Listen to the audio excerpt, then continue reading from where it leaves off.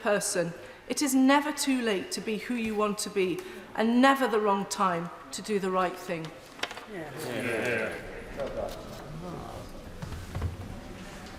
Thank you. I am just delaying for a few seconds so that we can have a perfect transition to 11 o'clock, at which point, order. Under the terms of Standing Order number 11.4, I'm interrupting proceedings for a ministerial statement. I call the Secretary of State for Health, Sajid Javid. Thank you, Madam Deputy Speaker. With permission, I'd like to update the House on COVID-19, but before I begin, I want to wish the Shadow Secretary of State well as he recovers from COVID-19. Madam Deputy Speaker, over the past 48 hours, a small number of cases of a new variant have been detected on our international genomic database. I want to reassure this House that there are no detected cases of this variant in the UK at this time, but this new variant is of huge international concern. The World Health Organization has called a special meeting this morning, and that meeting is taking place right now. I want to update the House on what we know so far, why we're concerned, and the action that we are taking, although I must stress that this is a fast-moving situation and there remains a high degree of uncertainty. The sequence of this variant, currently called B11529, was first uploaded by Hong Kong from a case of someone travelling from South Africa. The UK was the first country to identify the potential threat of this new variant and to alert international partners. Further cases have been identified in South Africa and in Botswana, and it is highly likely that it is now spread to other countries. Yesterday, the South African government held a press conference where they provided an update on what they know so far. I want to put on record my thanks to South Africa, not only for their rigorous scientific response, but the openness and transparency with which they have acted, much as we did here in the United Kingdom when we first detected what is now known as the Alpha variant. Madam Deputy Speaker, we are concerned that this new variant may pose substantial risk to public health. The variant has an unusually large number of mutations. Yesterday, the UK Health Security Agency classified B11529 as a new variant under investigation, and the Variant Technical Group has designated it as a variant under investigation with very high priority. It's the only variant with this designation, making it higher priority than Beta. It shares many of the features of Alpha, Beta, and Delta variants. Early indications show this variant may be more transmissible than the Delta variant, and current vaccines may be less effective against it. It may also impact the effectiveness of one of our major treatments, Ronapreve. Madam Deputy Speaker, we're also worried about the rise in cases in countries in Southern Africa, especially as these populations should have significant natural immunity. In South Africa in particular, there has been exponential growth, with cases increasing fourfold over the last 2 weeks. In Gauteng province, which includes Johannesburg and Pretoria, some 80% of cases, when tested with a PCR test, have shown something that is known as the S-gene dropout, which we associate with this variant.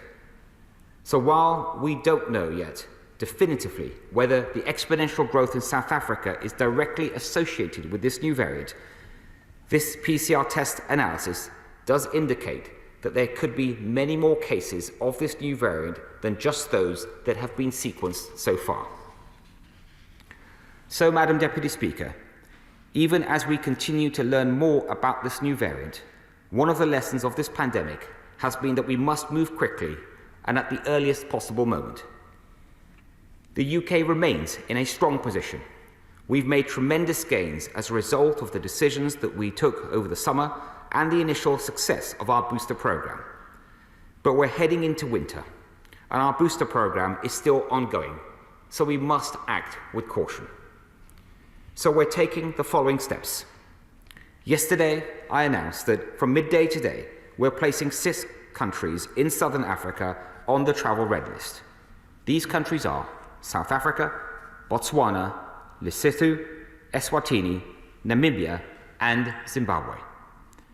Anyone who is not a UK or Irish resident who has been in one of these countries in the last 10 days will be denied entry into England. UK and Irish residents arriving from these countries from 4 a.m. on Sunday will enter hotel quarantine. Anyone arriving before those dates should take PCR tests on day 2 and day 8, even if they are vaccinated, and isolate at home along with the rest of their household. If you've arrived from any of these countries in the last 10 days, NHS Test and Trace will be contacting you and asking you to take PCR tests. But please, do not wait to be contacted. You should take PCR tests right away. We've been working closely with the devolved administrations on this, and they will be aligning their response. In recent hours, Israel has also taken similar precautions. Madam Deputy Speaker, I wish to stress that we're working quickly and we're working with a high degree of uncertainty. We are continuing to make assessments, including about those countries with strong travel links to South Africa. And we are working with our international partners, including South Africa and the European Union, to ensure an aligned response. But this variant is a reminder for all of us that this pandemic is far from over.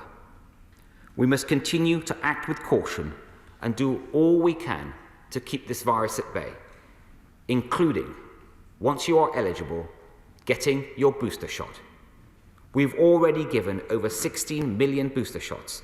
The booster jab was already important before we knew about this variant, but now it could not be more important. So please, if you are eligible, get your booster shot. Do not delay. Madam Deputy Speaker, we've made great progress against this virus, progress that we are determined to hold on to. This government will continue to do whatever is necessary to keep us safe, and we've all got our part to play. I commend this statement to the House. Alex Norris. Thank you, Madam Deputy Speaker, and I thank the Secretary of State for advancing his statement and for his kind words about the Shadow Secretary of State, which we would all share on this side of the House too. Now, we have been critical of the government in the past for taking too long to protect our borders from new variants, particularly when Delta was left to run free. So we are glad to see swift action today. Adding these countries to the red list is the right call, and we support it. I wonder if the Secretary of State might explain why it's these specific countries added and not the wider group where cases of this variant have been detected, and whether the addition of further countries is under active consideration over the coming days, but that perhaps in the meantime we might, at least for countries not on the red list but have cases, require PCR tests on arrival rather than lateral flow ones. We have made, as the Secretary of State says, great strides in getting people vaccinated in this country, but we've always warned that no one will be safe until everyone is safe. And it is regrettable that when we offered plans to the government earlier around global expansion of vaccination, those weren't taken up. And today's news does reflect a failure of the global community to distribute the vaccine, with just 5.5% of people in low-income countries being vaccinated. So could the Secretary of State tell us about the work he'll be doing with his counterparts in affected countries to make sure that they have the vaccines and the infrastructure to deliver them? And can he give us the assurance that our cuts to aid that we've made in this country will not affect that? And would he share with us our regret that we had to destroy 600,000 expired doses of the vaccine in August, and what we're doing to make sure our stockpiles get to other countries who need them? Turning to testing, Madam Deputy Speaker, earlier this month capacity went down significantly, with members of the public reporting that their local centres had closed. Would the Secretary of State reassure us that testing still will be an integral part of our approach, and can he take this opportunity to refute the rumours that test and trace will be scaled down further? This is also a reminder, Madam Deputy Speaker, that we need to go further and faster with vaccination at home. Children's vaccination rates remain low. The progress on the booster is, of course, welcome, but we know to get there by Christmas we need to go even quicker. And there are, of course, huge pockets of the country where significant numbers of people remain unvaccinated. 40% of people, for example, in Nottingham, 38% in Wandsworth, 30% in Bolton. And the message that the Secretary of State had for those people today, I think, was a very important one. Because this is a reminder that COVID has not gone away. So will the Secretary of State make commitments to fix sick pay, which is still necessary 19 months on? And will he go further to ensure that public buildings, schools and businesses have the support they need? And surely, Madam Deputy Speaker, we must now revisit cost-free measures such as mask wearing in public spaces. Madam Deputy Speaker, to conclude, this is a sobering reminder of the challenges that this pandemic brings. And we must meet this moment, as we have throughout the last 19 months, by pulling together, by looking out for each other, and in that British spirit of doing what must be done. Thank you. Secretary of State. Madam Deputy Speaker, I'm pleased to respond to the Shadow Minister. His first question was around the countries, the 6 countries that we have decided to put on the red list from midday today. We are going by primarily about where this new variant has been detected at this point, and that's been confirmed in 2 countries in Southern Africa, that's South Africa and Botswana. We've included the 4 other countries that I mentioned earlier in Southern Africa as a precaution, and I think the Shadow Minister won't be surprised to know that we are keeping this under review, and there's very live discussions going on around whether we should and when we might add further countries, and we won't hesitate to act if we need to do so. In terms of the vaccine donations to developing countries, the Shadow Minister is absolutely right about the importance of this. He will know that the UK has, for a country of its size, has done far more than any other country in the world. Already over 30 million donations. We are absolutely committed to our 100 million target, and we will continue to work bilaterally with countries, but also through the COVAX alliance to get out more vaccines to the developing world. Testing remains a hugely important part of our response to this pandemic. It's playing an incredibly important role, and that will continue for as long as is necessary. And then lastly, on the vaccinations, of course, that is the primary force, the primary form of defence in our country. In one sense, we are fortunate with such a high level of vaccination. Over 80% of people over the age of 12 have been double vaccinated, 88% at least a single vaccination. That's one of the highest in the world. But we need to go further, and we need to go even faster. And it is great news that our booster programme at over 16 million jabs across the UK is the most successful in Europe. Now, I believe, over 26% of the population over the age of 12. But we would want more and more people to come forward as soon as they're eligible, and I can't stress the importance of that enough. And today, as he said at the end of his remarks, it is a sober reminder that we are still fighting this pandemic, and we can all play a part. Dr. Liam Fox. Deputy Speaker, the viral mutation process of genetic drift depends on the number of times a virus gets to replicate. So the wider the spread geographically and the longer that it goes on, the more viral replications will occur and the more chances there will be for mutations. So there is a need to redouble our efforts to vaccinate populations right across the globe. My right honourable friend mentioned the potential increased transmissibility of this virus, but there's another important element, which is the severity of the illness produced by a variant. What do we know about it so far, and the potential, therefore, for impact on the health service? Secretary of State. And Deputy Speaker, as always, the analysis provided by my right honourable friend is absolutely correct. In terms of the severity of this new variant, I'm afraid we don't know enough yet. From what we can tell from let's call it a desktop analysis, given the number of mutations that have been identified, you double those that were there for the Delta variant, it does indicate that there's a possibility that it might have a different impact on an individual should they get infected. But as I said earlier, there's a lot we don't know about this, and we are working with our international partners to find out more. Rachel Maskell. Madam Deputy Speaker, I thank the Secretary of State for his statement today and also for emphasising the importance of vaccination. However, his statement does make clear that we are seeing new variants and the risks still remain, and therefore taking further public health measures is really, really important. And therefore I ask him again whether or not he can give very clear leadership around ensuring that face coverings, social distancing and high hygiene are instituted, as well as better ventilation, because these measures do make a difference, as we have seen throughout the last 2 years.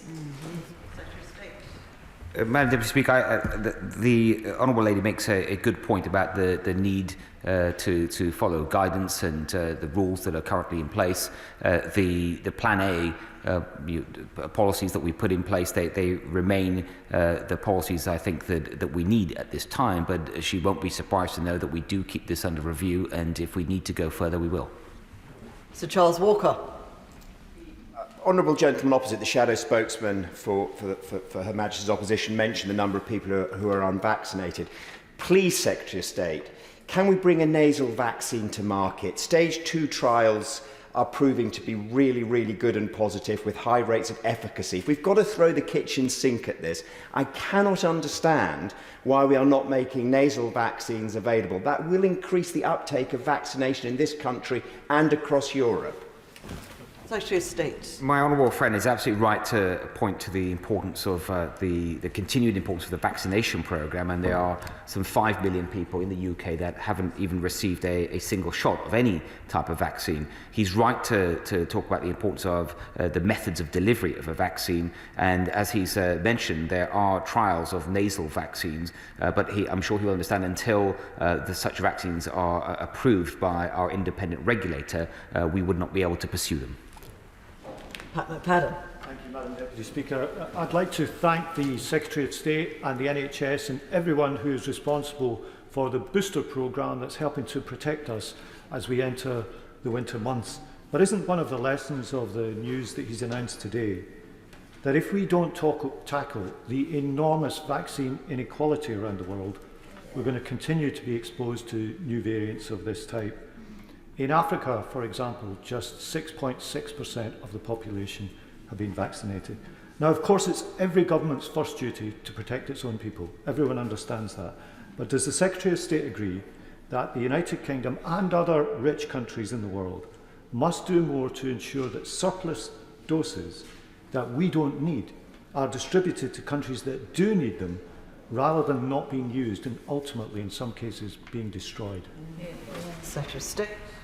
Madam Deputy Speaker, I very much agree with every word of the honourable gentleman, especially around the surplus vaccines, and that is exactly what we have done. Whenever we have identified vaccines that we may not need, we have offered them either bilaterally or through the COVAX programme, and we will absolutely continue to play our role, but also, very importantly, we will continue to urge our international partners to do all they can as well. John Lamont. Thank you very much. I commend the government for the speed at which they have taken this decision. I also welcome the fact that the Scottish Government is following suit, because in the past there has been concern about the lack of consistency across the UK. But does the Health Secretary agree with me that this is a useful reminder that the pandemic is still with us, and we all have a responsibility to get vaccinated, and that includes getting the booster?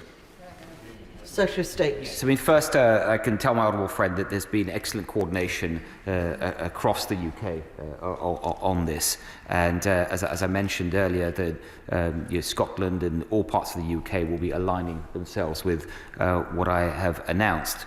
But the importance of the booster programme, as I say, it cannot be more important. In fact, the very latest figures are 28.5% of the UK population of the age of 12 has been boosted, by far and away more than any other country in Europe. I think second only to the United States. But it's still not enough. We need everyone to come forward. And if there are people out there listening that are thinking, what can they do? The single most important thing they can do is, if they are eligible for booster, go and get it. In fact, go out this weekend and make it your booster weekend. Meg Hillier. Thank you, Madam Deputy Speaker. Madam Deputy Speaker, I appreciate that the Secretary of State has come to the House at the earliest opportunity and his swift action, and I hope this indicates the way he will engage with us all on this vital issue. I wonder if he's had any indication from South Africa and the other South African nations of Southern Africa that he mentioned about the impact on children of this variant, and whether there are any plans to offer second doses to children here in the UK. Secretary of State. Madam Deputy Speaker, it's a very good question from the Honourable Lady. And first of all, I have to, at this point in time, this has moved so fast, we have not had any indications about the potential impact of this new variant on children in particular. It is something, as soon as we can find out, we will want to share.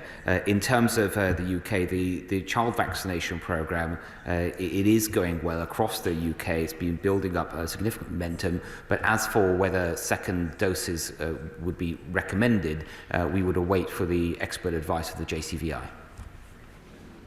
Suzanne Webb. Thank you, Madam Deputy Speaker. I welcome the swiftness of the government's response to this new variant under investigation. Can my right honourable friend confirm that as the situation develops, the government will continue to move at the earliest possible opportunity? Secretary of State. Yes, I can absolutely make that commitment to my honourable friend, and she will perhaps know already from the information the government shared. We only identified the significance of this variant just 2 or 3 days ago. And we didn't hesitate to take action because, as we've always said, we will protect our borders when it comes to this pandemic. Lillian Greenwood. Thank you, Madam Deputy Speaker. As the Secretary of State has reiterated, getting vaccinated is vitally important. I'm looking forward to getting my booster jab tomorrow. But he knows that some groups and some communities are more hesitant, more fearful about being vaccinated. And I'm really conscious both that vaccination rates in Nottingham City are below those in the wider county, and that our local health services are already under huge pressure. So can the Secretary of State set out what he's doing to drive up vaccination rates in areas where there's been low take-up? And will he now offer places like Nottingham additional support as we head into winter? State. Madam Deputy Speaker, I want to make sure all the support that is needed for our vaccination programme is there across England. And she asks the Honourable Lady quite rightly, what are we doing to reach out to those that have, for whatever reason, so far been a bit hesitant? We are working actively now for months with many community leaders. We have added many more venues and ways to actually receive the vaccine, so improved access. And there's significant work on communications and reaching out and making sure the right messages are there, and also people available, including clinicians, to answer questions. But she's absolutely right to point to the importance of this, and I'm pleased to hear that she'll be getting boosted this weekend. Sir Christopher Chu. Madam Deputy Speaker, ivermectin has shown promising results as a potential treatment for COVID-19, including in South Africa. Over 5 months ago, ivermectin was added to the Oxford University trial called Principle. When will the results from that trial be available? And what is the government doing to expedite the process? Because ivermectin may not be a magic bullet, but it may be. Secretary of State. Fred makes a very important point there. One thing that is different about dealing with this pandemic today than even a year ago is that we already do have more treatments. And my honourable friend mentions another potential new treatment. I'm afraid there's no exact date that I can share with him about when we think the trials will be over. But I'm pleased that these trials are taking place. He's right to point out the potential of this treatment, but I can reassure him that whether it's with ivermectin or other potential new treatments, the UK could not be more engaged. Ruth Jones. Thank you, Madam Deputy Speaker, and I thank the Secretary of State for coming to the House today to give us this statement so urgently. There were a number of high-profile sporting events due to have taken place in South Africa this coming weekend, including the United Rugby Championship, in which Cardiff and the Scarlets rugby teams are due to play. So what assistance has been given to them to get them home ahead of the midday deadline today? And also, what discussions has the Secretary of State had with the devolved administrations to ensure a coordinated, orderly introduction of the new travel restrictions? Secretary of State.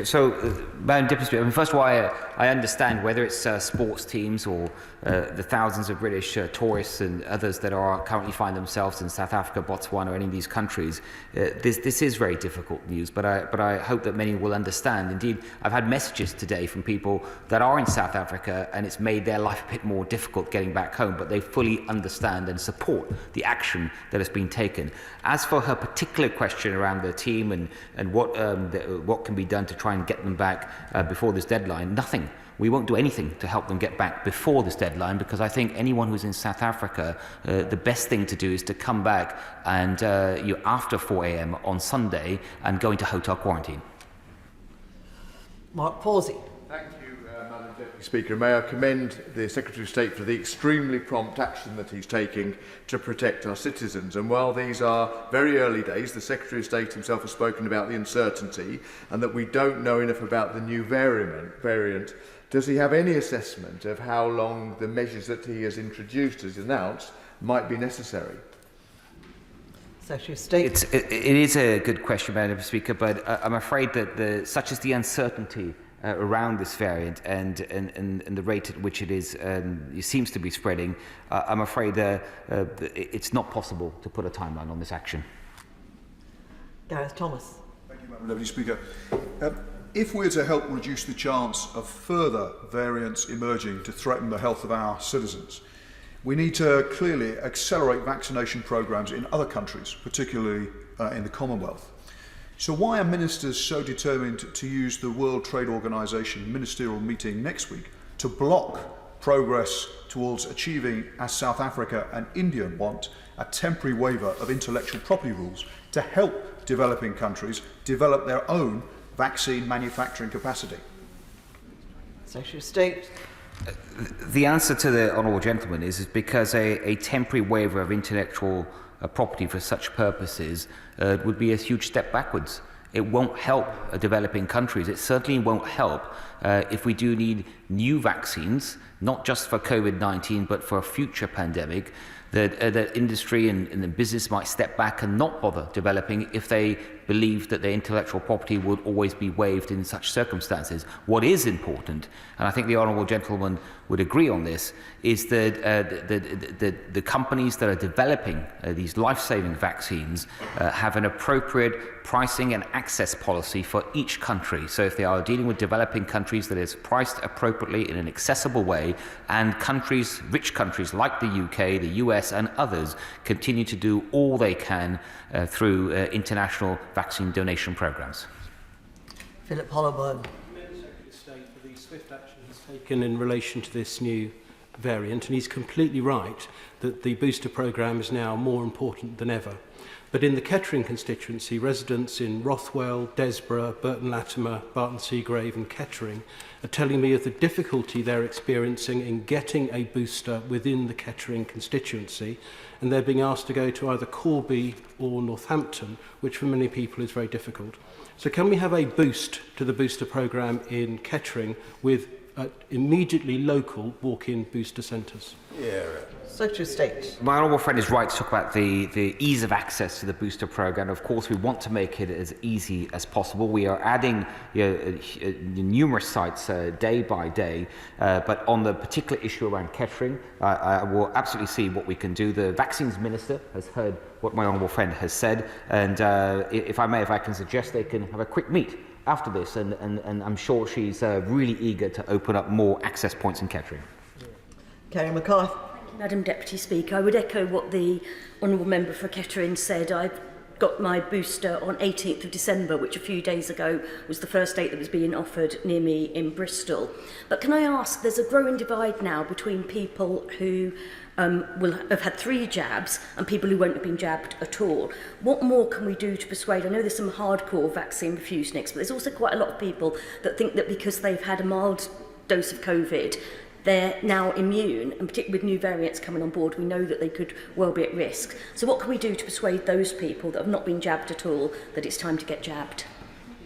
Secretary of State.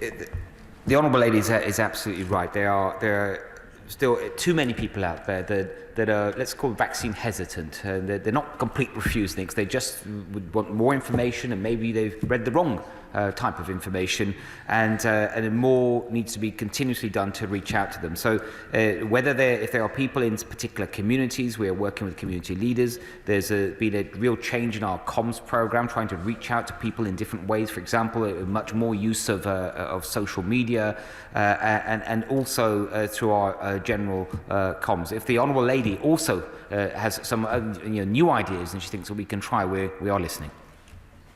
Elliot Coleman.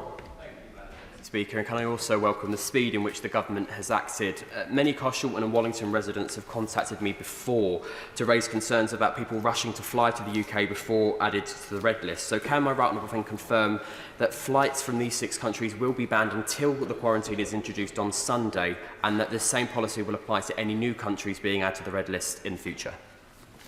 Secretary of State. Yeah, what I can tell my honourable friend, the decision to ban the flights, obviously it's a temporary ban, is to allow us time to stand up the quarantine system, the red list system, or what's called the managed quarantine system. And once that system starts and we are comfortable that it's functioning as we would like, then those flights that we would review that decision.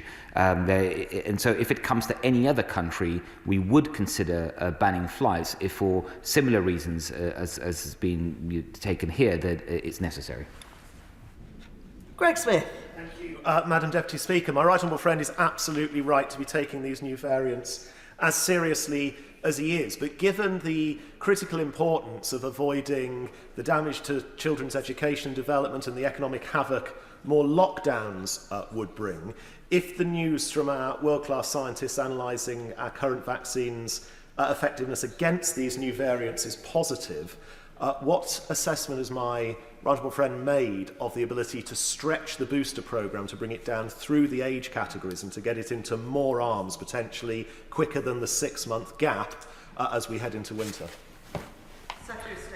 Madam Deputy Speaker, regardless of the news around this variant, the booster programme remains absolutely crucial, and in fact, if anything, because of this news, as I said earlier, it's even more important. And my honourable friend asks about whether the programme may be extended to lower age categories, and as he knows, from this Monday we extend it to the age group 40 to 49. That is something that the JCVI has already said that they are considering, and I await their advice. Thank you. I thank the Secretary of State for having come directly to the House this morning. Order. Order. We return now to the Down Syndrome Bill. And as I just hesitate for a moment to allow people to leave the chamber, Tom Randall. Thank you, Madam Deputy Speaker. Like many others, I rise to speak in support of this bill, and I'd like to add my congratulations, as they've been from across the House, to the Right Honourable Member for